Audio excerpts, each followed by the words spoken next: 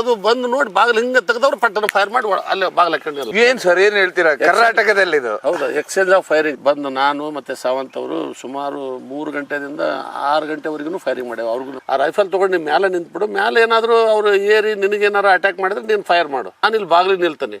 National ಹೈವೇದಿಂದ ಆ ಕಡೆ ಅವ್ರದ್ದೊಂದು ಗ್ಯಾಂಗ್ ಇತ್ತು. ಈ ನ್ಯಾಷನಲ್ ಹೈವೇ ಸೋಲಾಪುರ ರೋಡ್ ಈ ಕಡೆ ಇಲ್ಲಿ ಇಂಡಿ ಸಿಂದಗಿ ತಾಲೂಕಿನಲ್ಲಿ ಇಲ್ಲಿ ಒಂದು ಗ್ಯಾಂಗ್ ಇತ್ತು. ಗೊತ್ತಿರ್ಲಾರ್ದಂತ ಮುಖಗಳನ್ನು ತಗೊಂಡು ಅಟ್ಯಾಕ್ ಮಾಡಿಸೋದು 2 ಗ್ಯಾಂಗಿನ ಪದ್ಧತಿ. ಈ ಹುಡುಗನು ಅವ್ರ ಜೊತೆಗೆ ಸೇರ್ಕೊಂಡು ಅಲ್ಲಿಂದ ಬೆಳೆಯಕ್ ಪ್ರಾರಂಭ ಆದ. ಹೀಗಾಗಿ ಸಿದ್ದಪ್ಪ ಬೋರ್ಗಿ ಏನೋ ಶುಗರ್ ಫ್ಯಾಕ್ಟ್ರಿಗೆ ಹೋಗಿ ಬರುವಾಗ ಒಂದು ಕೊಲೆ ಆಯ್ತು ಅಂತ ಅಂದ್ಮೇಲೆ ಕೇಶಪ್ಪ ತಾವರ್ಕೇಡು ಮತ್ತೆ ಶಿವಾಜಿ ಬೋರ್ಗಿ ಇವರೆಲ್ಲರೂ ಸೇರ್ಕೊಂಡು ಇವ್ರದೊಂದು ಗ್ಯಾಂಗ್ ಕಟ್ಕೊಂಡು, ಇವ್ರದ್ದು ಅಗ್ನೆಸ್ಟ್ ಗ್ಯಾಂಗು ಅಂತ ಹೇಳಿದ್ರೆ ಮಾಣಿಕಪ್ಪ ಮಾಸ್ತರ್ ಗ್ಯಾಂಗ್. ಮಾಣಿಕಪ್ಪ ಮಾಸ್ತರ್ ಮಕ್ಕಳು ಇಲ್ಲಿ ದೇವಣಗಾವದಲ್ಲಿ ಕಣಮೇಶ್ವರ್ ಫ್ಯಾಮಿಲಿ ಅಂತ ಇತ್ತು. ಆ ಕಣಮೇಶ್ವರ್ ಫ್ಯಾಮಿಲಿ ಮತ್ತೆ ಸೊನ್ನದವರು ಮಾಣಿಕಪ್ಪ ಮಾಸ್ತರ್ ಇವ್ರದೊಂದು ಗ್ಯಾಂಗ್ ಆಯ್ತು. ನಾವು ಅದ್ರನ್ನು ತಪ್ಪಿಸ್ಕೊಂಡು ಹೋಗ್ತಾ ಇದ್ವಿ. ಎಲ್ಲೆಲ್ಲಿ ಈ ದಾರಿಗೆ ಹೋಗ್ತವೆ ಅಂತ ಇನ್ನೊಂದು ದಾರಿಗೆ ಹೋಗಿದ್ವಿ. ಕಾಂಟ್ರಾಕ್ಟರ್ಗಳು ಅಲ್ಲಿ ಹುಟ್ಕೊಂಡ್ರು, ಸಾಕಷ್ಟು ಜನ ಕಾಂಟ್ರಾಕ್ಟರ್ಗಳು ಹುಟ್ಕೊಂಡ್ರು. ಕಾಂಟ್ರಾಕ್ಟರ್ಗಳನ್ನ ಎತ್ಕೊಂಡು ಹೋಗೋದು, ಅವ್ರ ಕಡೆಯಿಂದ ದುಡ್ಡು ಇಸ್ಕೊಳ್ಳೋದು, ಅವ್ರು ಯಾರಿಗೂ ಗೊತ್ತಾಗ್ಲಾರ್ದಾಗ ದುಡ್ಡು ಇಸ್ಕೊಂಡು ಅವ್ರಿಗೆ ಬೆದರಿಸಿ ಕಳಿಸ್ಬಿಡ್ತಾ ಇದ್ರು. ಅವರೆಲ್ಲ ಎಲ್ಲ ಪೊಲೀಸರು ಎಷ್ಟೋ ಇನ್ಫಾರ್ಮೇಶನ್ಗಳು ಪೊಲೀಸ್ ಸ್ಟೇಷನ್ ಇಂದ ಪಾಸ್ ಆಗ್ತಾ ಇದ್ವು. ಪೊಲೀಸರು ಅಧಿಕಾರಿಗಳು ಯಾರು ಪ್ರಾಮಾಣಿಕವಾಗಿ ಕೆಲಸ ಮಾಡಕ್ಕೂ ಒಂದು ವಾತಾವರಣ ಇರಲಿಲ್ಲ ಅಲ್ಲಿ. ಮಾನ್ಯ ವೀಕ್ಷಕರೇ, ನಿನ್ನೆಯಿಂದ ಬಹುದೊಡ್ಡ ಸುದ್ದಿ ಅಂತ ಹೇಳಿದ್ರೆ ಕರ್ನಾಟಕ ರಾಜ್ಯದಲ್ಲಿ ಬಿಜಾಪುರ ಯಾಕಂತ ಹೇಳಿದ್ರೆ ನಿಮ್ಗೆಲ್ಲ ಗೊತ್ತು, ನಡು ರಸ್ತೆಯಲ್ಲಿ ಒಂದು ಹತ್ಯೆ ಆಗತ್ತೆ. ಆ ಹತ್ಯೆ ಯಾರ್ದಂತ ಹೇಳಿದ್ರೆ ಭಾಗಪ್ಪ ಅಂತ ಹೇಳಿ. ಭಾಗಪ್ಪ ಅಂತ ಯಾರಂತ ಹೇಳಿದ್ರೆ ಭೀಮಾ ತೀರದ ಇರುವಂತವ್ರೆ ಭಾಗಪ್ಪ. ಆ ಸಮಯದಲ್ಲಿ ಅಂತ ಹೇಳಿದ್ರೆ ಈ ಭೀಮಾ ತೀರ ಯಾವಾಗಿಂದ ಪ್ರಾರಂಭ ಆಗುತ್ತೆ ಅದೇ ಸಮಯದಲ್ಲಿ ಅಂದ್ರೆ 1992ರಿಂದ ಸರಿಸುಮಾರು 2000 ಸತತವಾಗಿ ಆ ಭಾಗದಲ್ಲಿ ಪೊಲೀಸ್ ಅಧಿಕಾರಿಯಾಗಿ ಕೆಲಸ ಮಾಡುವ ಅಧಿಕಾರಿ ಹೆಸರು ನೀವು ಕೇಳಿರ್ತೀರಾ, ತುಂಬಾ ಓದಿರ್ತೀರಾ ಎಲ್ಲ ಕಡೆನೂ. ಯಾಕಂತ ಹೇಳಿದ್ರೆ ರವಿ ಬೆಳಗೆರವರ ಪ್ರತಿ ಸಂಚಿಕೆಯಲ್ಲೂ ಅವ್ರ ಹೆಸರನ್ನ ಓದಿರ್ತೀರಾ. ಅವ್ರು ಯಾರು ಅಂತ ಹೇಳಿದ್ರೆ ಈಟೇರ್ ಸಾಹೇಬ್ರು. ಈಟೇರ್ ಅವ್ರಿಗೆ ಗೊತ್ತಿರುತ್ತೆ ನಿಮಗೆ. ಪೂರ್ತಿ ಭೀಮಾ ತೀರದಲ್ಲಿ ಕಾಣಿಸ್ತಾರೆ. ಕೊನೆಗೆ ತಾವೊಬ್ಬರೇ AK-47 ಇರ್ಬೋದು, ಸ್ಟೇನ್ ಗನ್ ಹಿಡ್ಕೊಂಡು ಅವರೊಬ್ಬರೇ ತಿರುಗ್ತಾ ಇದ್ರು. ಹೀಗಾಗಿ ನಿನ್ನೆ ಒಂದು ಘಟನೆ ನಡೀತು. ಈ ಘಟನೆ ಏನು ಅಂತ ಹೇಳಿ ಅವ್ರ ಹತ್ರನೇ ಕೇಳುವ. ಸರ್, ಈಗ ಭಾಗಪ್ಪ ನಿನ್ನೆ ಒಂದು ಇದಾಗುತ್ತೆ, ಹತ್ಯೆ ಆಗುತ್ತೆ. ನಿಜವಾಗ್ಲೂ ಯಾರು ಸರ್ ಈ ಭಾಗಪ್ಪ? ನೀವು ಯಾವಾಗಿಂದ ಪ್ರಾರಂಭ ಆಗುತ್ತೆ ಸರ್ ಭೀಮಾ ತೀರದಲ್ಲಿ ತಮ್ಮದು? ನನಗೆ 92ನೇ ಇಸ್ವಿಯಲ್ಲಿ ಇಂಡಿ ಪೊಲೀಸ್ ಸ್ಟೇಷನ್ ಕ್ರೈಮ್ PSI ಅಂತ ಹಾಕಿದ್ರು. 93ರಲ್ಲಿ ಒಂದು ದೊಡ್ಡ ಗಲಾಟೆ ಆಗುತ್ತೆ ಅಲ್ಮೇಲದಲ್ಲಿ. ಆ ಅಲ್ಮೇಲಕ್ಕೆ ಬಂದೋಬಸ್ತಿಗೆ ಅಂತ ಕರ್ಕೊಂಡು ಹೋದ್ರು. ಆ ಬಂದೋಬಸ್ತ್ ಮಾಡಿದಾಗ ನಾನು ಆ ಲಾ ಆ್ಯಂಡ್ ಆರ್ಡರ್ ಪ್ರಾಬ್ಲಮ್ ಆದಾಗ ಅಲ್ಲೇ ನನಗೆ ಪೋಸ್ಟಿಂಗು ಕೊಟ್ಟರು. ಮತ್ತು DIG ಅವರು ಮತ್ತು SP ಅವರು. ಅಲ್ಲಿ 93ರಿಂದ ನಾನು ಅಲ್ಲಿ 94 1.5 ವರ್ಷ, ಹೆಚ್ಚು ಕಡಿಮೆ 1.5 ವರ್ಷ ಅಲ್ಮೇಲದಲ್ಲಿ ಕೆಲಸ ಮಾಡ್ತಾ ಇದ್ದೆ. 1994ರಲ್ಲಿ ನಾನು PSI ಆಗಿ ಅಲ್ಲಿಂದ ಇನ್ನು ಟ್ರಾನ್ಸ್ಫರ್ ಆಗ್ಬೇಕು ಮೋಸ್ಟ್ಲಿ. ಆ ಸಂದರ್ಭದಲ್ಲಿ ಒಂದು ಮರ್ಡರ್ ಆಯಿತು, ಒಂದು ಕೊಲೆ ಆಯಿತು, ಬ್ಯಾಡಗಿ ಹಾಳ ಅಂತ ಹೇಳಿ. ಬ್ಯಾಡಗಿ ಹಾಳದಲ್ಲಿ ಒಂದು ಕೊಲೆ ಆದಾಗ, ಈ ಬ್ಯಾಡಗಿ ಹಾಳ ಅಂತ ಹೇಳಿದ್ರೆ ಇದು ಈ ನಿನ್ನೆ ಡೆತ್ ಆದಂತ ಭಾಗಪ್ಪನ ಊರದು, ಖುದ್ದೂರು ಅವನು ಊರದು. ಆ ಬ್ಯಾಡಗಿ ಹಾಳ ನನಗೆ ಮೊದಲಿಂದನೂ ಸ್ವಲ್ಪ ಗೊತ್ತಿತ್ತು. ಒಬ್ಬ ಪ್ರೆಸ್ ರಿಪೋರ್ಟ್ರು, ಒಳ್ಳೆ ನನ್ನ ಆತ್ಮೀಯ ಸ್ನೇಹಿತರಾಗಿದ್ದರು ಅವರು. ಅವ್ರ ಊರಿಗೆ ಹೋಗ್ತಿದ್ದೆ ನಾನು. ಬಟ್ ಆ ಸಂದರ್ಭದಲ್ಲಿ ಕೊನೆಯ ಹಂತದಲ್ಲಿದ್ದಾಗ ಒಂದು ಕೊಲೆ ಆಗುತ್ತೆ, ಅಲ್ಲಿ ಒಂದು ಮರ್ಡರ್ ಆಗುತ್ತೆ. ಏನು ಮರ್ಡರ್ ಇದು ಅಂತ ಹೇಳಿ ನಾವು ಅಲ್ಲೆಲ್ಲ ಹೋಗಿ ಸ್ಪಾಟಿಗೆ ಹೋದಾಗ ಆವಾಗ ಗೊತ್ತಾಯಿತು ಈ ಕೊಲೆ ಈ ಉಸ್ಕಿನ ಸಲುವಾಗಿ, ಸ್ಯಾಂಡ್ ಮಾಫಿಯಾದಲ್ಲಿ ಉಸ್ಕಿನ ಸಲುವಾಗಿ ಇದು ಒಂದು ಮರ್ಡರ್ ಆಗಿದೆ. ಈ ಮರ್ಡರ್ ಮಾಡಿದವರು ಭಾಗಪ್ಪ ಅಂತ ಒಂದು ಹುಡುಗ ಮಾಡಿದ್ದಾನೆ ಅಂತ ಸುದ್ದಿ ಗೊತ್ತಾಯಿತು ನಮಗೆ. ಆವಾಗಲೇ ಈ ಹುಡುಗ ಸಿಗಲಿಲ್ಲ ಅಲ್ಲಿಂದ. ಆವಾಗ ಮೋಸ್ಟ್ಲಿ ಒಂದು 24 ವರ್ಷ ಇರ್ಬೇಕು ಇವನಿಗೆ. ಆ ಸಂದರ್ಭದಲ್ಲಿ ಫಸ್ಟು ಕೊಲೆ ಮಾಡಿದ್ದು ಬ್ಯಾಡಗಿ ಹಾಳದಲ್ಲಿ ಉಸ್ಕಿನ ಒಂದು ತಿಕ್ಕಾಟದಲ್ಲಿ ಕೊಲೆ ಆಯಿತು. ಆಮೇಲೆ ನಾನು ಅಲ್ಲಿಂದ ಬೇರೆ ಕಡೆ ಟ್ರಾನ್ಸ್ಫರ್ ಆಗ್ತಾ ಬಂದೆ. ನಾನು ಆ ಟ್ರಾನ್ಸ್ಫರ್ ಆದಂಥ ಸಂದರ್ಭದಲ್ಲಿ ಮತ್ತೆ ಕೆಲವು 1-2 ವರ್ಷದ ನಂತರ, ಮೋಸ್ಟ್ಲಿ 2 ವರ್ಷದ ನಂತರ ಮತ್ತೊಂದು ಕೊಲೆ ಆಯಿತು. ಅದು ಅವನಿಂದನೇ ಕೊಲೆ ಆಯಿತು. ಅಲ್ಲಿಂದ ಇದೇ ಒಂದು ವೃತ್ತಿಗೆ ಅವನು ಹಿಡಿದ್ಬಿಟ್ಟ ಅವನು ಭಾಗಪ್ಪ. ಸರ್, ಈಗ ಭಾಗಪ್ಪನ ಎಂಟ್ರಿ ಆ ರೀತಿ ಆಗುತ್ತೆ. ಅದಾಗಿ ಇವರು ಹೇಗೆ ಅಂತ ಹೇಳಿದ್ರೆ ಆಕ್ಚುಲಿ ಭೀಮಾ ತೀರ ಯಾವಾಗ ಪ್ರಾರಂಭ ಆಗುತ್ತೆ? ಯಾಕಂದ್ರೆ ನೀವು 92ಕ್ಕೆ ಹೋದಾಗ ನಿಮ್ಗೆ ಇತ್ತ ಅಲ್ಲಿ ಏನಾದ್ರು? ಮೊದಲೇ ಇತ್ತು ಅಲ್ಲಿ. ನನಗೆ ಅವಾಗ ನನಗೆಲ್ಲ ನಾನು ಅವಾಗ್ಲಿಂದ ಸ್ಟಡಿ ಮಾಡಕ್ ಪ್ರಾರಂಭ ಮಾಡಿದೆ. ಅದಕ್ಕಿಂತ ಮೊದಲೇ ನನಗೆ ಅಷ್ಟೊಂದು ಅದ್ರ ಬಗ್ಗೆ ನಾನು ವಿಚಾರ ಮಾಡ್ಲಿಕ್ಕೆ ಹೋಗಿದ್ದಲ್ಲ. ಯಾವಾಗ ನಾನು ಹೋಗಿ ಒಂದು 2-3 ತಿಂಗಳಲ್ಲೇ ಮಾಣಿಕಪ್ಪ ಮಾಸ್ತರ್ ಮಕ್ಕಳದು ಅಲ್ಲೆಲ್ಲ ನೋಡಿದಾಗ ಏನು ಇತ್ತೀಚೆಗೆ ಅಂತ ಅಲ್ಲ, ಇದು ಬಹುಶಃ 80ನೇ ಇಸ್ವಿಯಿಂದನೂ ಪ್ರಾರಂಭ ಇದೆ ಇದು. ಅಲ್ಲಿ ಕಣಮೇಶ್ವರ ಫ್ಯಾಮಿಲಿಗೂ ಮತ್ತು ಬೋರ್ಗಿ ಅವ್ರ ಫ್ಯಾಮಿಲಿಗೂ ಪ್ರಾರಂಭ ಆಗಿದ್ದು ಅದು ಹಂಗೆ ಬೆಳ್ಕೊಂಡು ಬೋರ್ಗಿಯವರು ಯಜಮಾನ ಯಾರು ಅವ್ರ ತಂದೆಯವ್ರನ್ನ ಹೊಡೆದ್ರು ಅಂತ ಹೇಳಿ ಆಮೇಲೆ ಅವ್ರು ಬೇರೆ ಈ ಕಡೆ ಹೊಡೆಯೋದು, ಈ ಕಡೆ ಒಂದು ಹೆಣ ಬಿತ್ತು ಅಂದ್ರೆ ಆ ಕಡೆ ಒಂದು ಹೆಣ ಬಿಟ್ಟು ನಾರ್ಮಲ್ ಆಗಿಬಿಡುತ್ತೆ. ಅಲ್ಲಿ ದ್ವೇಷದ ಒಂದು ವಾತಾವರಣನೇ ಅಲ್ಲಿ ಇದ್ದದ್ದನ್ನ ಕೊನೆಗೆ ರವಿ ಬೆಳಗೇರಿ ಅವರು ಅದಕ್ಕೊಂದು ಟೈಟಲ್ ಕೊಟ್ಬಿಟ್ರು, ಭೀಮಾ ತೀರ ಅಂತ ಹೇಳಿ. ರವಿ ಬೆಳಗೇರಿ ಭೀಮಾ ತೀರ ಅಂತ ಹೇಳಿ ಕೊಟ್ಟು, ಭೀಮಾ ತೀರದ ಹಂತಕರು ಅಂತ ಹೇಳಿ ಒಂದು ಟೈಟಲ್ ಕೊಟ್ಟರು. ನಾನು 93ರಲ್ಲಿ ಹೋದಾಗ ಇದು ಪ್ರಾರಂಭ ನನಗೆ ಪ್ರಾರಂಭ ಅವಾಗ, ಅದಕ್ಕಿಂತ ಮೊದಲು ಇತ್ತು. ಆ ಸಂದರ್ಭದಲ್ಲಿ 93ರಲ್ಲಿ ಈ ಮನುಷ್ಯ ಇವನು ಭಾಗಪ್ಪ ಒಂದು 23-24 ವರ್ಷದ ಹುಡುಗ ಒಂದು ನನ್ನ ಟ್ರಾನ್ಸ್ಫರ್ ಅದು 94ರಲ್ಲಿ ಐ ಥಿಂಕ್ ಮೋಸ್ಟ್ಲಿ ಆ ಟೈಮಿಗೆ ಒಂದು ಮರ್ಡರ್ ಮಾಡಿದ. ಅಲ್ಲಿಂದ ಇವನು ಪ್ರಾರಂಭ ಆದ. ಆಮೇಲೆ ಇವನ ಬಗ್ಗೆ ನಾನು ಸ್ಟಡಿ ಮಾಡೋಕೆ ಊರಲ್ಲಿ ಎಲ್ಲ ನನಗೆ ಅತಿ ಬೇಕಾದವರು ಇದ್ದರು, ಸ್ನೇಹಿತರು. ಅವ್ರ ಕಡೆ ಎಲ್ಲ ಕೇಳಿದಾಗ ಇವ ಚಂದ ಗ್ಯಾಂಗ್ನಾಗ ಈ ಹುಡುಗ ಓಡಾಡ್ತಾನೆ ಇವನು ಅಂತ ಗೊತ್ತಾಯಿತು. ಮತ್ತೆ ಒಂದು ಮರ್ಡರ್ ಮಾಡಿದ ಇವನು. ನಾನು ಇರಲಿಲ್ಲ ಅವಾಗ, ಅಲ್ಲಿಂದ ಬೇರೆ ಕಡೆ ಹೋಗಿದ್ದೆ ಟ್ರಾನ್ಸ್ಫರ್ ಆಗಿ. 94ರ ನಂತರ 2ನೇ ಮರ್ಡರ್ ಮಾಡಿದ. ಅಲ್ಲಿಗೆ ಅವನು ಭಾಗ ಅಂತ ಹೇಳ್ಕೊಂಡು ಸೇರಿಕೊಂಡ. ಮತ್ತು ಅನೇಕ ಇವರಲ್ಲೇ ಏನು ದೇವಣಗಾಂವ್ ಗ್ಯಾಂಗು, ಸೊನ್ನ ಗ್ಯಾಂಗು ಇತ್ತು. ಈ ಗ್ಯಾಂಗಿಗೆ ಈ ಗ್ಯಾಂಗು ತಮಗೆ ಬೇಡ ಅದನ್ನು ಹೊಡೆಯೋದು. ಏನು ಸೇಡ್ ಇದ್ವಲ್ಲ, ಹಳೆ ಸೇಡ್ಗಳು ಅವನ್ನೆಲ್ಲ ತೀರಿಸ್ಕೊಂತ ಹೊರ. ಬಟ್ ನಿಮ್ಗೆ ವರ್ಕ್ ಅಂತ ಹೇಳಿದ್ರೆ ನೀವು ಕೆಲಸ ಮಾಡೋತಿ ನಿಮ್ಗೆ ಯಾವ ಪರಿಸ್ಥಿತಿ ಇತ್ತು? ಬರೀ ಅಂದ್ರೆ ನೀವು ಇದ್ರ ಹಿಂದೆನೇ ಬಿದ್ದುಬಿಟ್ಟಿದ್ರಾ? ನಮಗೆ ಬತ್ತಿ ಅಂತ ವರ್ಕ್ ಲೋಡು ಕೆಲಸಗಳು ಇರ್ತಿರ್ಲಿಲ್ಲ. ಈ ಕ್ರಿಮಿನಲ್ಸ್ಗಳಿಗೆ ಹಿಡಿಬೇಕು ಅನ್ನೋದೇ ಒಂದು ನಮಗೂ ಇದು ಆಯಿತು. ಕ್ರಿಮಿನಲ್ಸ್ಗಳಿಗೆ ಅವಾಗ ಸ್ವಲ್ಪ ಅಲ್ಲಿ ಸ್ಟ್ರಾಂಗ್ ಆಗಿದ್ದಾನೆ, ಜೋರಾಗಿ ಕೆಲಸ ಮಾಡ್ತಾನೆ, ಅಲ್ಲೆಲ್ಲ ಕ್ರಿಮಿನಲ್ ಆಕ್ಟಿವಿಟೀಸ್ ಮ್ಯಾಕ್ಸಿಮಮ್ ಅವ್ನು ನಡೀತಾ ಇದೆ ಅಂತಲೂ ನಮಗೆ ಇನ್ಫಾರ್ಮೇಷನ್ ಬರ್ತಾ ಇತ್ತು. ಬಟ್ ಆದರೆ ನಮ್ಮ ಹದ್ದಿನಲ್ಲಿ ಅವ್ನು ಮಾಡ್ತಾ ಇದ್ದಿಲ್ಲ. ನಮ್ಮ ಹದ್ದಿನಲ್ಲಿ ಅವ್ರ ತಂದೆ ತಾಯಿಗಳಿದ್ರು ಅಲ್ಲಿ ಒಂದು ಹಳ್ಳಿಯಲ್ಲಿ.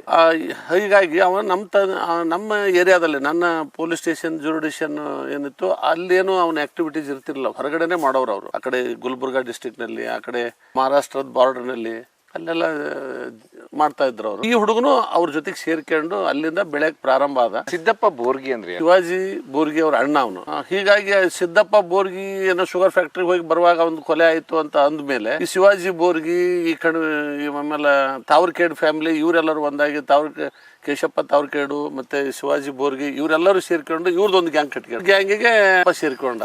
ಇವ್ರದ್ದು ಅಗ್ನೆಸ್ಟ್ ಗ್ಯಾಂಗು ಅಂತ ಹೇಳಿದ್ರೆ ಮಾಣಿಕಪ್ಪ ಮಾಸ್ತರ್ ಗ್ಯಾಂಗು. ಮಾಣಿಕಪ್ಪ ಮಾಸ್ತರ್ ಮಕ್ಕಳು ಇಲ್ಲಿ ದೇವಣಗಾಂವದಲ್ಲಿ ಕಡಮೇಶ್ವರ್ ಫ್ಯಾಮಿಲಿ ಅಂತ ಇತ್ತು. ಆ ಕಡಮೇಶ್ವರ್ ಫ್ಯಾಮಿಲಿ ಮತ್ತೆ ಸೊನ್ನದವರು ಮಾಣಿಕಪ್ಪ ಮಾಸ್ತರ್ ಇವ್ರದೊಂದು ಗ್ಯಾಂಗ್ ಆಯ್ತು. ಹೀಗಾಗಿ ಅಲ್ಲೇ ಪ್ರಾರಂಭ ಆಯ್ತು. ಕೆಲವೊಂದು ನನ್ನ ಪ್ರಕಾರ ನಾನು ಅಲ್ಲಿ ಇತಿಹಾಸ ನಾನು ನೋಡಿದಾಗ ರೆಕಾರ್ಡ್ನಲ್ಲಿ ಎಂಟ್ರಿ ಇದ್ದದ್ದು ಕೆಲವೊಂದು ಆಸ್ತಿ ಸಲುವಾಗಿ, ಸಣ್ಣ ಪುಟ್ಟ ಆಸ್ತಿ ಸಲುವಾಗಿನೂ ಪ್ರಾರಂಭ ಆಯ್ತು. ಕೆಲವೊಂದು ಆಟ ಆಡ್ತಾ ಇದ್ರು, ಈ ಈಸ್ಪಟ್ ಆಡೋದು, ಅಲ್ಲಿಂದ ಅದು ಒಂದು ಪ್ರಾರಂಭ ಆಯ್ತು. ಅದು ಜಿದ್ದಿಗೆ ಬಿದ್ರು, ಇವನ್ ಜಾಸ್ತಿ ದುಡ್ಡು ಗೆದ್ದ ಅವ್ನ್ ಗೆದ್ದ ಅಂತ ಹೇಳ್ಕೊಂಡು ಒಂದಿದೆ ಕಾರಣ. ಹೀಗಾಗಿ ಅವಾಗ ಏರಿಯಾದಲ್ಲಿ ಪ್ರಾಪರ್ ಕೃಷಿ ಈ ರೀತಿ ಏನಾದ್ರು ಇತ್ತು ಸರ್ ಆ ಕಾಲದಲ್ಲಿ? ಇತ್ತು ಕೃಷಿ ಎಲ್ಲ ಕಡೆನೂ ಅವರು ಮಾಡ್ತಾ ಇದ್ರು, ಈ ಕಡೆನೂ ಮಾಡ್ತಾ ಇದ್ರು. ಯಾಕೆ ಭೀಮಾ ನದಿ ಇತ್ತು, ಅಲ್ಲೆಲ್ಲೇ ಸಣ್ಣ ಬ್ಯಾರೇಜ್ ಆಗಿರ್ಲಿಲ್ಲ ಅವಾಗ, ಇಷ್ಟೊಂದು ಡೆವಲಪ್ಮೆಂಟ್ ಆಗಿರಲಿಲ್ಲ ಅವಾಗ. ಬ್ಯಾರೇಜು ಕಡ್ನಿ ಹತ್ರ ಒಂದು ಬ್ಯಾರೇಜ್ ಕಟ್ತಾ ಇದ್ರು 93ರಲ್ಲಿ. ಬಟ್ ಅದು ಎಷ್ಟೋ ವರ್ಷ 10-15 ವರ್ಷ ಗಂಟ್ಲೆ ಒಂದು ಬ್ಯಾರೇಜ್ ಕಟ್ಟಕ್ ಆಗ್ಲಿಲ್ಲ. ಅದು ಕಟ್ಟಿದ್ರು, ಅರ್ಧಂಬರ್ಧ ಕಟ್ಟಿದ್ರು. ಈಗ ಸಾಕಷ್ಟು ಬ್ಯಾರೇಜ್ಗಳಾಗಿದಾವೆ ಮತ್ತು ಇರಿಗೇಷನ್ ಸಖತ್ತಾಗಿ ಇಂಪ್ರೂವ್ಮೆಂಟ್ ಆಗಿದೆ. ಬಹುಶಃ ಅವ್ರ ಕಾಲಕ್ಕೆ ಇದೇ ಟೈಪ್ ಇರಿಗೇಷನ್ ಅವು ಇದ್ರು ಇನ್ನೂ ಜಾಸ್ತಿ ಆಗಿರ್ತತೆ ಅನ್ನೋ ಗೊತ್ತಿಲ್ಲ. ಏನು ಇರಿಗೇಷನ್ ಜಾಸ್ತಿ ಇತ್ತಂದ್ರೆ ಇನ್ನೂ ಗಲಾಟೆ ಮಾಡೋರು ಅವರೆಲ್ಲ. ಯಾಕಂತಂದ್ರೆ ಸಾಕಷ್ಟು ದುಡ್ಡಿಗೆ ಡಿಮ್ಯಾಂಡ್ ಇರ್ತಿತ್ತು ಅವಾಗ, ಅದು ದುಡ್ಡಿಗೆ ಬೆಲೆ ಇರ್ತೈತಲ್ಲ, ಇನ್ನೂ ಏನೇನು ಮಾಡ್ತಿದ್ರೋ ಗೊತ್ತಿಲ್ಲ. ಆಮೇಲೆ ಕಾಂಟ್ರಾಕ್ಟ್ರು ಇರಲಿಲ್ಲ ಅವಾಗ, ಕಾಂಟ್ರಾಕ್ಟ್ ಕೆಲಸಗಳು ಬಂದಿರಲಿಲ್ಲ, ಈ ಕ್ಯಾನಲ್ ವರ್ಕು ಬಂದಿದ್ದಿಲ್ಲ ಅವಾಗ ಇನ್ನೂ. ಅದೇ ಪ್ರಾರಂಭ ಆಯಿತು ಕಾಂಟ್ರಾಕ್ಟ್ ಕೆಲಸಗಳು. ಕಾಂಟ್ರಾಕ್ಟರ್ಗಳು ಅಲ್ಲಿ ಹುಟ್ಕೊಂಡ್ರು, ಸಾಕಷ್ಟು ಜನ ಕಾಂಟ್ರಾಕ್ಟರ್ಗಳು ಹುಟ್ಕೊಂಡ್ರು. ಕಾಂಟ್ರಾಕ್ಟರ್ಗಳನ್ನ ಎತ್ಕೊಂಡು ಹೋಗೋದು, ಅವ್ರ ಕಡೆಯಿಂದ ದುಡ್ಡು ಇಸ್ಕೊಳ್ಳೋದು, ಅವ್ರು ಯಾರಿಗೂ ಗೊತ್ತಾಗ್ಲಾರ್ದಾಗ ದುಡ್ಡು ಇಸ್ಕೊಂಡು ಅವ್ರಿಗೆ ಬೆದರಿಸಿ ಕಳಿಸ್ಬಿಡ್ತಾ ಇದ್ರು ಅವರು. ಸ್ಟಾರ್ಟಿಂಗು ಇರಿಗೇಷನ್ ಆಗಿರಲಿಲ್ಲ, ಬರೀ ಕಾಂಟ್ರಾಕ್ಟ್ ವರ್ಕು, ಈ ಕ್ಯಾನಲ್ಗಳು ವರ್ಕು ಅವು ಇವು ಪ್ರಾರಂಭ ಇದ್ವು. ನೀವು ಸರ್ 93ರಲ್ಲಿ ನೀವು ಹೋಗೋದು ಫಸ್ಟ್ ಪೋಸ್ಟಿಂಗೇ ನಿಮ್ 93 ಅಲ್ಲಿಗೆ, ಆ ಜಿಲ್ಲೆಗೆ ಯಾವ ಸ್ಟೇಷನ್? ಅಲ್ಮೇಲೆ ಫಸ್ಟ್ 92ರಲ್ಲಿ ಇಂಡಿ ಕ್ರೈಮ್ ಅಂತ ಹೇಳಿ ಹಾಕಿದ್ರು. ಆಮೇಲೆ 93ರಲ್ಲಿ ಒಂದು ಗಲಾಟೆ ಆಯಿತು. ಆ ಗಲಾಟೆಗೆ ನಾನು ಬಂದೋಬಸ್ತಿಗೆ ಕರ್ಕೊಂಡು ಹೋದ್ರು ಅವತ್ತಿನ DSP ಸಾಹೇಬರು. ಅವ್ರು ಕೂಡ ಹೋಗೆಲ್ಲ ಚೆನ್ನಾಗಿ ಕೆಲಸ ಮಾಡಿದ್ವಿ. ಅವಾಗ ನನಗೆ ಅಲ್ಲಿ ಕೆಲಸ ನೋಡಿ ಅಲ್ಲೇ ಹಾಕಿ. ಹಾಗೆ ನೀವು ಏನು ನೋಡ್ತೀರಾ ಸ್ಟೇಷನ್ ಸಿಚುವೇಶನ್ ಹೇಗಿದೆ? ಅಲ್ಲಿ ಯಾರು ಮಾತಾಡಂಗಿಲ್ಲ. ಎಲ್ಲ ಪೊಲೀಸರು ಎಷ್ಟೋ ಇನ್ಫಾರ್ಮೇಶನ್ಗಳು ಪೊಲೀಸ್ ಸ್ಟೇಷನ್ನಿಂದ ಪಾಸ್ ಆಗ್ತಾ ಇದ್ವು. ಪೊಲೀಸರು ಅಧಿಕಾರಿಗಳು ಯಾರು ಪ್ರಾಮಾಣಿಕವಾಗಿ ಕೆಲಸ ಮಾಡೋಕ್ಕೂ ಒಂದು ವಾತಾವರಣ ಇರಲಿಲ್ಲ ಅಲ್ಲಿ. ಪ್ರಾಮಾಣಿಕವಾಗಿ ಕೆಲಸ ಮಾಡ್ಬೇಕು ಅನ್ನೋರಿಗೆ ಅಡೆತಡೆಗಳು ಸಾಕಷ್ಟು ಇದೆ. ಅಲ್ಮೇಲೆ ಸ್ಟೇಷನ್ ಹೇಗಿತ್ತು ಅವಾಗ? ಪ್ರಾಮಾಣಿಕವಾಗಿ ಅದನ್ನ ನಾನು ಒಂದೇ ಮಾತಿನಲ್ಲಿ ಹೇಳೋದಂದ್ರೆ, ಪ್ರಾಮಾಣಿಕವಾಗಿ ಕೆಲಸ ಮಾಡ್ಬೇಕು ಅನ್ನೋರಿಗೆ ಅಷ್ಟೊಂದು ಪ್ರಾಧಾನ್ಯತೆ ಇರಲಿಲ್ಲ. ಅವ್ರಿಗೆ ಏನಾದ್ರು ಮಾಡಿ ಜೀವಂತ ಹಿಡಿಬೇಕು ಅಂತ ಹೇಳಿ ನಾವು ಎಷ್ಟೋ ಬಾರಿ ಹೋಗಿ ಎಲ್ಲೆಲ್ಲೋ ಕುತ್ಕೊಂಡು ಕಾದಿದ್ದೇವೆ ನಾವು. ಬೋರ್ಗಿ, ಕೇಶಪ್ಪ ಇವ್ರನ್ನೆಲ್ಲರನ್ನೂ ಹಿಡಿಬೇಕು ಅಂತ ಹೇಳ್ಕೊಂಡು, ಮತ್ತೆ ಇವ್ರ ಅಪೋಸಿಟ್ ಒಂದು ಗ್ಯಾಂಗ್ ಇತ್ತು ಅಲ್ಲೇ. ಆ ಗ್ಯಾಂಗ್ ನಮ್ಮಲ್ಲಿ ಬರ್ತಿರ್ಲಿಲ್ಲ, ಆ ಕಡೆ ಇತ್ತದು ಜಲ್ಪುರ ಸೈಡು. ಈ ಕಡೆ ಇದ್ದವರು ಒಬ್ಬಿಬ್ಬರನ್ನ ನಾವು ಹಿಡಿಬೇಕು ಅಂದ್ರೆ ಅವರು ಸಿಗ್ತಿರ್ಲಿಲ್ಲ. ಅಲ್ಲಲ್ಲ ಸಾವುಕಾರ ಗ್ಯಾಂಗ್ ಅದು ಆಮೇಲೆ ಜೋಡಿ ಆದ್ರಿ. ಇದು ಯಾವಾಗ 93ರಾಗ ಇವರು ಮಾಣಿಕಪ್ಪ ಮಾಸ್ತರ್ ಮಕ್ಕಳದು ಕೊಲೆ ಆಗುತ್ತೆ, ಆ ಸಂದರ್ಭದಲ್ಲಿ ಈ ಮಾಣಿಕಪ್ಪ ಮಾಸ್ತರ್ ಮಕ್ಕಳಿಗೆ ನಾವು ಯಾವುದೇ ಕಾರಣಕ್ಕೂ ಎದುರಿಗೆ ಹೋಗಿ ಹೊಡಿಲಿಕ್ಕೆ ಸಾಧ್ಯ ಇಲ್ಲ ಅಂತ ಹೇಳಿ ಈ ತಾವರ್ಕೇಡ್ ಗ್ಯಾಂಗು, ಇದು ಬೋರ್ಗಿ ಅವ್ರ ಗ್ಯಾಂಗಿಗೆ ಗೊತ್ತಾಯ್ತು. ಆವಾಗ ಅಲ್ಲೊಂದು ಫ್ರೆಂಡ್ಶಿಪ್ ಸ್ಟಾರ್ಟ್ ಆಗುತ್ತೆ. ಇಲ್ಲೊಂದು ಗ್ಯಾಂಗ್ ಸಪ್ರೇಟ್ ಇತ್ತಲ್ಲ ಉಮ್ರಾಣಿಯಲ್ಲಿ, ಅಲ್ಲಿ ಉಮ್ರಾಣಿ ಪುತ್ರಪ್ಪ ಮತ್ತು ಪುತ್ರಪ್ಪ ಬೈರ್ಗೊಂಡ, ಮತ್ತೆ ಅವ್ರ ಅಪೋಸಿಟ್ ಚಡ್ಚಣ, ಶ್ರೀಶೈಲ್ ಚಡ್ಚಣ, ಮಲ್ಲಿಕಾರ್ಜುನ್ ಚಡ್ಚಣ, ಅಂಬಾಜಿ ಅಂತ ಏನು ಅವ್ರದ್ದೊಂದು ಗ್ಯಾಂಗ್ ಇತ್ತು. ಆ ಗ್ಯಾಂಗಿಗೂ ಅಲ್ಲಿ ಆ ಕಡೆ ಒಂದು ನ್ಯಾಷನಲ್ ಹೈವೇದಿಂದ ಆ ಕಡೆ ಅವ್ರದ್ದೊಂದು ಗ್ಯಾಂಗ್ ಇತ್ತು. ಈ ನ್ಯಾಷನಲ್ ಹೈವೇ ಸೋಲಾಪುರ ರೋಡ್ ಈ ಕಡೆ ಇಲ್ಲಿ ಇಂಡಿ ಸಿಂದಗಿ ತಾಲೂಕಿನಲ್ಲಿ ಇಲ್ಲಿ ಒಂದು ಗ್ಯಾಂಗ್ ಇತ್ತು. ರೋಡಿನ ಎರಡು ಪಕ್ಕ ಆ ಕಡೆ ಈ ಕಡೆ ಅಂತ ಹೇಳಿ ಆ ಎರಡು ಗ್ಯಾಂಗಿಗೆ ಅಲ್ಲಿ ಇದ್ದಂತ ಒಂದು ಗ್ಯಾಂಗು ಶ್ರೀಶೈಲ ಮತ್ತೆ ಅಂಬಾಜಿ, ಮಲ್ಲಿಕಾರ್ಜುನ ಅವ್ರು ಏನ್ ಮಾಡಿದ್ರು, ಈ ಗ್ಯಾಂಗಿನವ್ರಿಗೆ ಟಚ್ ಆಗಿ ಗ್ಯಾಂಗ್ನವರು ನಮಗೆ ನೀವು ಸಹಾಯ ಮಾಡ್ರಿ, ನಾವು ಡೈರೆಕ್ಟ್ ಆಗಿ ಹೊಡೆಕ್ ಹೋದ್ವಿ ಅಂತಂದ್ರ ನಾವು ಟಾರ್ಗೆಟ್ ಮಾಡಿ ನಮ್ಮನ್ನ ಹೊಡೆದು ಬಿಡ್ತಾರೆ. ಅವ್ರಿಗೆ ನಾವು ಗನ್ ಎತ್ತಂದ್ರೆ ನಮ್ಮನ್ನು ಫಿನಿಶ್ ಮಾಡ್ತಾರೆ. ಅದಕ್ಕೋಸ್ಕರ ನೀವು ಹೊಸವರಾಗಿ ಬಂದು ನಾವು ತೋರಿಸ್ತೇವೆ, ನಿಮಗೆಲ್ಲ ತೋರಿಸ್ತೇವೆ ದೂರದಲ್ಲಿ, ಅಥವಾ ನಿಮ್ಗೆ ಅವ್ರಿಗೇನು ಫೋಟೋ ಗೀಟೋ ಕೊಟ್ಟಿರ್ಬೇಕು. ಅವರೆಲ್ಲ ಫೋಟೋ ಗೀಟೋ ಕೊಟ್ಟು ಅವ್ರನ್ನ ಹೊಡೆಯಕ್ಕೆ ಅವ್ರನ್ನ ಮುಂದಿಟ್ಟು ಇವ್ರು ಹೊಡೆದ್ರು. ಒಂದು ಸಾರಿ 94ರಲ್ಲಿ ನಾನು ಟ್ರಾನ್ಸ್ಫರ್ ಆಗಿ ಈ ಕಡೆ ಬರ್ತಾ ಇದ್ದೆ. ನಾನು ಅವತ್ತಿನ ಧಾರವಾಡ ಜಿಲ್ಲೆ ಅಂದ್ರೆ ಹಲಗೇರಿಗೆ ನಾನು ಟ್ರಾನ್ಸ್ಫರ್ ಆಗಿ ಬರ್ತಾ ಇದ್ದೆ. 94ರಲ್ಲಿ ಒಂದು ಮರ್ಡರ್ ಆಗುತ್ತೆ ಊರಲ್ಲೇ.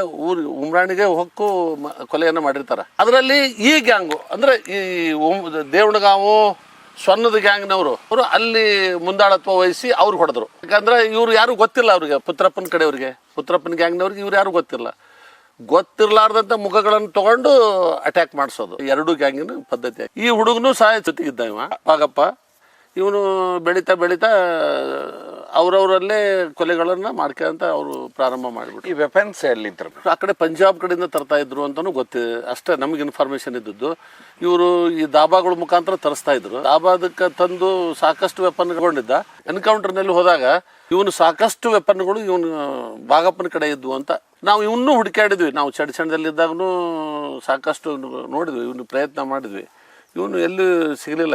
ಇವನು ಹೊರಗೆ ಆಗ್ಬಿಟ್ಟ. ಇವನು ಕಂಪ್ಲೀಟ್ ಅಲ್ಲಿಂದ ಆ ಏರಿಯಾದಿಂದನೇ ಹೊರಗಡೆನೇ ಇರವ.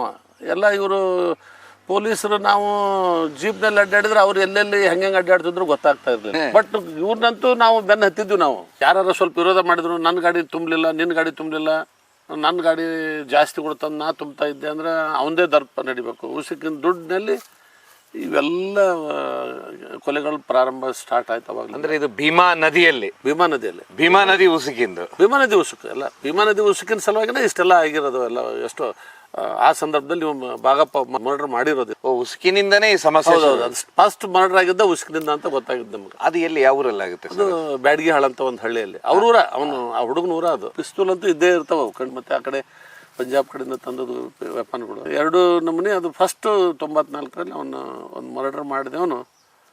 ಆಮೇಲೆ ಅವ್ರ ಗ್ಯಾಂಗ್ನ ಸೇರ್ಕೊಂಡು ಎಲ್ಲದ್ರಾಗೂ ಇನ್ವಾಲ್ವ್ ಆದವನು. ಆ ಮರ್ಡರ್ ಆದ್ಮೇಲೆ ಇವನು ಗ್ಯಾಂಗಿಗೆ ಸೇರ್ಕೊಳ್ಳೋದು, ಮೇನ್ ಗ್ಯಾಂಗಿಗೆ. ಮೊದಲೇ ಅವ್ರ ಕುಟಾಗ ಅದಾನ, ಅವ್ರ ಕುಟ ಓಡಾಡ್ಕೊಂತ ಇದ್ದ.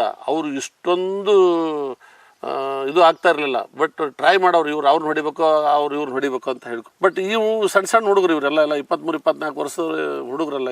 ಇವ್ರು ಇನ್ವಾಲ್ವ್ಮೆಂಟು ಇದ್ದಿಲ್ಲ ಅಷ್ಟೊಂದು.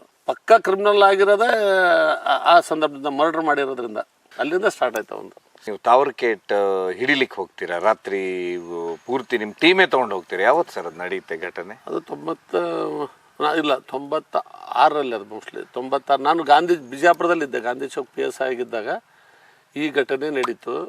ಹೇಗೆ ಅಂತ ಹೇಳಿದ್ರೆ ಗುಲ್ಬರ್ಗಾದವ್ರು ಇನ್ಫಾರ್ಮೇಶನ್ ತೆಗೆದಿದ್ರು. ಅವಾಗ ರಾಘವೇಂದ್ರ ಔರಾದ್ಕರ್ ಅಂತ ಹೇಳಿ SP ಆಗಿದ್ರಲ್ಲಿ ಗುಲ್ಬರ್ಗಾದವರು. ಅವರು ಟೀಮ್ ಕಳಿಸಿ ಅವರು ಇನ್ಫಾರ್ಮೇಶನ್ ತೆಗೆದಿದ್ರು.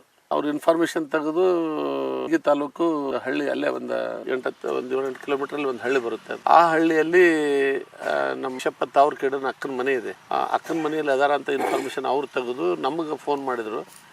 ನಮಗೆ ಫೋನ್ ಮಾಡಿದ್ರಾಗ ನನಗೆ ನಾವು ಎಸ್ ಪಿಗೆ ಹೇಳ್ರಿ, ಅಡಿಷನಲ್ ಎಸ್ ಪಿಗೆ, ನಮ್ಮ ಎಸ್ ಪಿಗೆ ಹೇಳ್ರಿ ಅಂತಂದ್ವಿ. ಅವ್ರು ಅಡಿಷನಲ್ ಎಸ್ ಪಿ ಮಾತಾಡಿದ್ರು. ಮತ್ತು ಅವ್ರಿಗೆ ಅನುಮತಿ ಇಲ್ದಾಗ ನಾವು ಹೋಗಲ್ಲ ಎಲ್ಲಿ. ಎಸ್ ಪಿಗೂ ಅಡಿಷನಲ್ ಎಸ್ ಪಿಗೆ ಮಾತಾಡಿದ್ರು. ಅಡಿಷನಲ್ ಎಸ್ ಪಿ ಹಾಗಾದ್ರೆ ETR ಒಬ್ಬರನ್ನ ಕಳಿಸಲ್ಲ, ನಾವು ಬರ್ತೀವಿ, ನಮ್ಮ ಟೀಮ್ ತೊಗೊಂಡು ಬರ್ತೀವಿ ಅಂದು ನಮ್ಮಲ್ಲಿಂದ ಒಂದು 2-3 ಗಾಡಿ ಮಾಡಿಕೊಂಡು ನಾವು ಒಂದು 20-30 ಮಂದಿ ಆಫೀಸರ್ಗಳು ಎಲ್ಲ ಬಂದು ನಾವು ಹೋಗಿ ಎಲ್ಲ ಮಾಹಿತಿ ತೊಗೊಂಡು ಸುಮಾರು 2:30-3 ಗಂಟೆ ಸುಮಾರು ಆ ಊರಿಗೆ ನಾವು ಅಟ್ಯಾಕ್ ಮಾಡ್ತೇವೆ. ಅಷ್ಟರೊಳಗೆ ನಾಯಿಗಳೆಲ್ಲ ಬೊಗಳುತ್ತವೆ. ಮಧ್ಯರಾತ್ರಿಯಲ್ಲಿ 2:30-3 ಗಂಟೆ 2:30 ಸುಮಾರು ಹೋಗಿ ನಾಯಿಗಳೆಲ್ಲ ಬೊಗಳಕ್ಕೆ ಪ್ರಾರಂಭ ಆಗ್ತಾವೆ. ಆಮೇಲೆ ಅವ್ರು ಅಲರ್ಟ್ ಆಗ್ತಾರ ಅಂತ ನಾ ಮನೆ ನೋಡಿದ್ದೆ. ಅದಕ್ಕಿಂತ ಮೊದಲು ಸಾಕಷ್ಟು ಒಂದು 4-5 ಸಲ ಮನೆಗೆ ಹೋಗಿ ಬಂದಿದ್ದೆ. ಅದು ಇದರಿಂದ ನಾನು ಗುಲ್ಬರ್ಗ ನಮ್ಗೆ ಯಾರು ಎಲ್ಲ ರೋಡ್ ಜಾಮ್ ಆಯಿತು. ಸುಮಾರು ಅರ್ಧ ಕಿಲೋಮೀಟ್ರ್ 1-3/4 ಕಿಲೋಮೀಟ್ರ್ ನಮ್ದು ಕಾನ್ವೆ ಇದ್ದಂಗೆ ಇತ್ತು ಎಲ್ಲ ಪೊಲೀಸ್. ಗುಲ್ಬರ್ಗ ನಮ್ಮ ಜಿಲ್ಲೆ, ಬಿಜಾಪುರ ಜಿಲ್ಲೆ. ಆ ಸಂದರ್ಭದಲ್ಲಿ ಮತ್ತೆ ಇನ್ನೆಲ್ಲ ನಾವು ಯಾವುದೋ ಒಂದು ಚಿಕ್ಕ ಗಾಡಿ ತೊಗೊಂಡವ್ರ ಪಟ್ಟಣ ನಾನು ಈ ಗಾಡಿ ತೊಗೊಂಡು ನಡಿ ಅಂತ ಹೇಳಿ ನಾನು ಗುಲ್ಬರ್ಗ ಪೊಲೀಸರು ಯಾವ್ದು ಹುಡುಗರಿದ್ರು ಅವ್ನು ಕರ್ಕೊಂಡು ಪಟ್ಟಣ ಹೋದೆ. ನಾನು ಮನೆ ಬಾಗಿಲಿ ನಿಂತು ಅವರು ಆ ಒಂದು ಹುಡುಗನ ಗುಲ್ಬರ್ಗ ಪೊಲೀಸರು ಮೇಲ್ಗಡೆ ಕಳಿಸ್ಕೊಟ್ಟೆ. ನಾನು ಬಂದೂಕ್ ತೊಗೊಂಡು ಅವ್ನ ರೈಫಲ್ ಇತ್ತು ಅವನ ಹತ್ರ. ಆ ರೈಫಲ್ ತೊಗೊಂಡು ನೀವು ಮೇಲೆ ನಿಂತ್ಬಿಡು, ಮೇಲೆ ಏನಾದರೂ ಅವರು ಏರಿ ನಿನಗೇನಾರು ಅಟ್ಯಾಕ್ ಮಾಡಿದ್ರೆ ನೀನು ಫೈರ್ ಮಾಡು, ನಾನು ಇಲ್ಲಿ ಬಾಗಿಲಿ ನಿಲ್ತೀನಿ, ಅಷ್ಟರೊಳಗೆ ನಮ್ಮ ಜನ ಎಲ್ಲ ಬರ್ತಾರ ಅಂತ ಹೇಳ್ಕೊಂಡು ನಾವು ಈ ಐಡಿಯಾ ಮಾಡಿ ನಾವು ಫಸ್ಟ್ ಸಿಕ್ಕಿದ್ದು ಅಂದ್ರೆ ಆ ಮನೆಯಿಂದ ಮೇಲ್ಗಡೆ ಏರ್ಬಾರ್ದು, ಅವರು ಪೊಲೀಸರು ಹೊಡಿತಾರ ಅಂತ ಹೇಳ್ಕೊಂಡು ನಾನು ಇಮಿಡಿಯೇಟ್ ಆಗಿ ಆ ಮನೆಗೆ ಹೋಗಿ ನಿಂತ್ಕೊಂಡಿದ್ದೆ. ನಾನು ಆ ಪರಿಸ್ಥಿತಿ ಅವತ್ತಿನ ಕಾಲಕ್ಕಿತ್ತ ಸರ್, ಮೇಲ್ ನಿಂತ್ರ ಫೈರ್ ಮಾಡುವಷ್ಟು ಅವ್ರು ಮಾಡ್ತಿದ್ರು. ಅವ್ರಿಗೆ ಏನಾರ ಮ್ಯಾಲೆ ಏರ್ಲಿಕ್ಕೆ ಅವಕಾಶ ಕೊಟ್ಟಿದ್ವಿ ಅಂದ್ರೆ ಅವ್ರು ಖಂಡಿತವಾಗ್ಲೂ ನಮ್ಮ ಪೊಲೀಸರ ಮೇಲೆ ಫೈರ್ ಮಾಡ್ತಿದ್ರು. ಅಥವಾ ಹೆದರಿಸಿ ನಮಗೇನಾರು ಪೊಲೀಸರಿಗೆ ಹೆದರ ಹಾಗೆ ಏನಾದರೂ ಒಂದು ಮಾಡ್ತಿದ್ರು ಅವರು. ಬಟ್ ನಮ್ಮ ತಲೆ ಇಲ್ಲ ಅದು. ಅವ್ರ ಮನೆ ಮೇಲೆ ಹೋದ್ರು ಅಂದರೆ ಪೊಲೀಸರಿಗೆ ಏಟ್ಗಳು ಬೀಳ್ಬೋದು, ಪೊಲೀಸ್ ಕ್ಯಾಜುಯಾಲಿಟಿ ಆಗ್ಬೋದು ಅನ್ನೋ ಒಂದು ಇದರಿಂದ ಮೇಲೆ ಹತ್ತಿಸಿದ್ದೆ ನಾನು ಅವನು. ನೀವು ಬೇಗನೆ ಫಸ್ಟೇ ಹೋಗ್ಬಿಡ್ತೀರ ಅಲ್ಲಿಗೆ? ನಾವೇ ಒಬ್ಬಿಬ್ರು ಅಷ್ಟರಲ್ಲೇ ನಮ್ಮ ಹಿಂದನ ಮತ್ತೆ ಸಾವಂತ್ ಅಂತ ಒಬ್ರು ಇನ್ಸ್ಪೆಕ್ಟರ್ ಬಂದರು. 5 ನಿಮಿಷದಲ್ಲೇ SP ಚೆಬ್ಬಿ ಸಾಹೇಬ್ರು ಬಂದರು, ಅಡಿಷನಲ್ SP. ಆಮೇಲೆ ನಮಗೂ ಅವ್ರಿಗೂ ಎಕ್ಸ್ಚೇಂಜ್ ಆಫ್ ಫೈರಿಂಗ್ ಸ್ಟಾರ್ಟ್ ಆಯಿತು. ಫೈರಿಂಗ್ ಆಗುತ್ತೆ? ಹೌದೌದು. ಅವರು ಸೀದಾ ನಾನು ಹೋಗಿ ಬಾಗಿಲಲ್ಲಿ ನಿಂತ್ಕೊಂಡಿದ್ದಾನೆ. ಅಲ್ಲಿಂದ ಯಾರೋ ಒಬ್ಬನ ಎದ್ದು ಓಡೋದ. ಯಾರೋ ಬಂದಾರ ನಮ್ಮ ಅವರು ವಿರೋಧಿಗಳನ್ನ ತಿಳ್ಕೊಂಡಿದ್ರು ಮೋಸ್ಟ್ಲಿ ಅವರು ಬಹುಶಃ. ಯಾರೋ ಬಂದಿದಾರ ಅಂತ ಹೇಳ್ಕೊಂಡು ಅವನು ಒಳಗಡೆ ಹೋದ. ಅವ ಕೇಶಪ್ಪ, ನಾವು ದೊಡ್ಡ ಕದಗಳವು, ಸುಮಾರು 4 ಇಂಚು 5 ಇಂಚಿನ ಕದಗಳವು. ಅದರಲ್ಲಿ ಅವು ಕದಿನ ಪಡಕಿನಲ್ಲಿ ನಾವು ನೋಡ್ತಾ ಇದ್ದೆ ನಾನು. ಬೆಳಕೆಲ್ಲ ಲೈಟ್ ಹಾಕಿದ್ರು ಅವರೆಲ್ಲ. ಇಲ್ಲಿ ಮುಂದೆ 2 ರೂಮ್ ಇರ್ತಾವು, ಹಿಂದೆ ವರಾಂಡ, ಈ ವಾಡೆಗಳು ಇರ್ತಾವಲ್ಲ, ವಾಡೆ ಟೈಪ್, ದೊಡ್ಡ ಮನೆ ವಾಡೆ ಟೈಪ್. ಅಲ್ಲಿಂದ ನಾವು ರೋಡ್ನಿಂದ ನಾವೇನಿದೆ ಅಲ್ಲ, ನಾವು ಫಸ್ಟ್ ಬಂದು ನಿಂತ್ವಿ.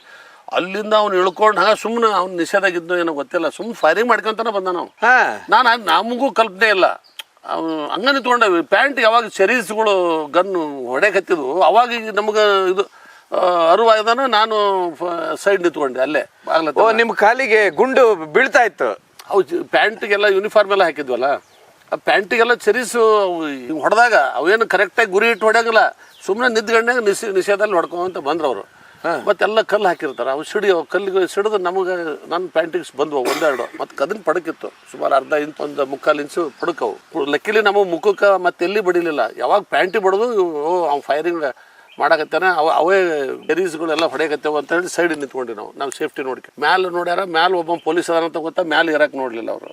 ಅಷ್ಟರಲ್ಲೇ ನಮ್ದೆಲ್ಲ ಟೀಮು ಇಡೀ ಊರ ಕವರ್ ಮಾಡಿದ್ವಿ. ಬಂದು ನಾನು ಮತ್ತು ಸಾವಂತ್ ಅವರು ಸುಮಾರು 3 ಗಂಟೆದಿಂದ 6 ಗಂಟೆವರೆಗೂ ಫೈರಿಂಗ್ ಮಾಡ್ಯಾವ. ಅವ್ರಿಗೂ ಏನು ಸರ್, ಏನು ಹೇಳ್ತೀರಾ? ಕರ್ನಾಟಕದಲ್ಲಿ ಇದು ಹೌದಾ ಎಕ್ಸ್ಚೇಂಜ್ ಆಫ್ ಫೈರಿಂಗ್. ಅವರ ನಮ್ಮ ನಡಬಿಟ್ಟಲೆ ನಮಗೆ ಸಮಸ್ಯೆ ಅಂದ್ರೆ ಸುಮಾರು 1-1.5-2 ಲಕ್ಷ ರೂಪಾಯಿದು ಹೋರಿಗಳು ಎದ್ದು 2 ಅಲ್ಲಿ ಹೋರಿ ಕಟ್ಟಿದ್ರು ಅವ್ರ ಮನೆ ಎದುರುಗಡೆ. ಆ ಹೋರಿಗಳನ್ನ ತಪ್ಪಿಸಿ ನಾವು ಅವ್ರು ಫೈರ್ ಮಾಡಿದ ನಾವು ಫೈರ್ ಮಾಡ್ಬೇಕಂತ. ಆ ಹೋರಿಗೆ ಏನಾಗಬಾರ್ದು, ಏನೂ ಆಗಬಾರ್ದು. ಎತ್ತುಗಳು ಕಟ್ಟಿದ್ರಲ್ಲಿ ಮನೆ ಎದುರುಗಡೆನ, ಅವಕ್ಕೇನು ಆಗಬಾರ್ದು. ಆದ್ರೂ ಪಾಪ ಕೊರಳಲ್ಲಿ ಒಂದು ಇದು ಇರುತ್ತಲ್ಲ, ಅಂಥದ್ರಲ್ಲಿ ಒಂದು ಅವ್ರ ಗುಂಡು ನಮ್ಮ ಗುಂಡು ಅವ್ರು ಬರೋದು ಬಂದು ನೋಡಿ ಬಾಗಿಲು ಹಿಂಗೆ ತೆಗೆದವ್ರು ಪಟ್ಟನ ಫೈರ್ ಮಾಡಿ ಅಲ್ಲೇ ಬಾಗಿಲು ಹಾಕೊಂಡು